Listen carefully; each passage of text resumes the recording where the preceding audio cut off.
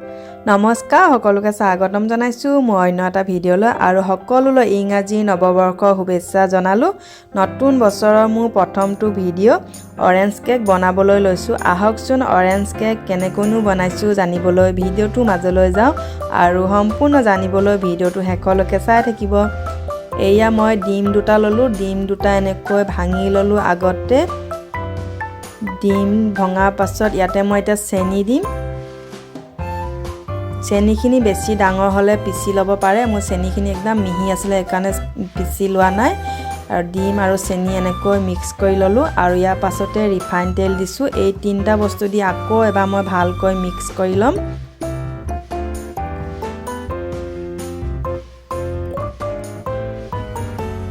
আৰু ইয়াতে এই বাটিটো সম্পূৰ্ণ এবাটি লোৱা নাই ময়দা আৰু চুজি সমান সমানকৈ লৈছো আৰু 1 চামুচ বেকিং পাউডাৰ লৈ এইখিনি ভালকৈ এনেকৈ চালনিখনে চালি লম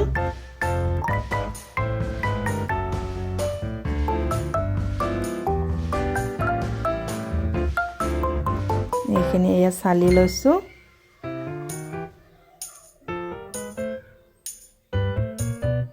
এইখিনি আকৌ এনেকৈ ভালকৈ মিক্স কৰিম বাটিটো অকনমান সৰু ললো বাবে পৰি যায় কাৰণে লাহে লাহে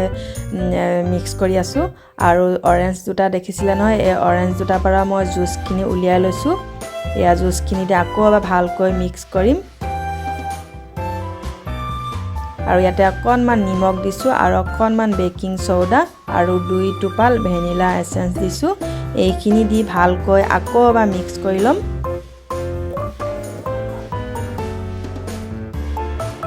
আৰু যিটো বাসনত মই বেকিং কৰিম এই বাসনটোত অকনমান ৰিফাইন তেল দিছো আৰু বাটাৰ পেপাৰ দিয়া নাই বাবে মই অকনমান ময়দা দি এনেকৈ মিলাই লৈছো যাতে কেকটো ভালকৈ ওলাই আহে লাগি নধৰে ইয়াতে মই এতিয়া বেটাৰখিনি দি দিছো কুকাৰত মই বনাম হেইবাৰ কুকাৰটো 10 মিনিটৰ আগতে গৰম কৰি ৰাখিছো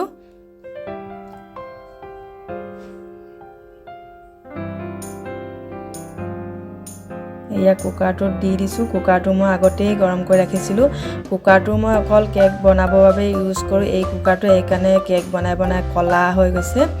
এয়া 20 মিনিটৰ ৰেডি হৈ গল অৰেঞ্জ কেক মই আধা ঘণ্টা ৰাখো 20 মিনিটত গেছটো অফ কৰি দিও আৰু 10 মিনিট মান এনেই ৰাখি দিও এয়া অৰেঞ্জ কেক ৰেডি হৈ গল ইমান ধুনিয়াকৈ সহজতে অৰেঞ্জ কেক বনাব পাৰি ঘৰতে ভিডিওটো যদি চাই ভাল লাগিলে এটা লাইক কমেন্ট আৰু যি সকলে নতুনকৈ চাইছে সাবস্ক্ৰাইব কৰিব আজিলৈ আহো ধন্যবাদ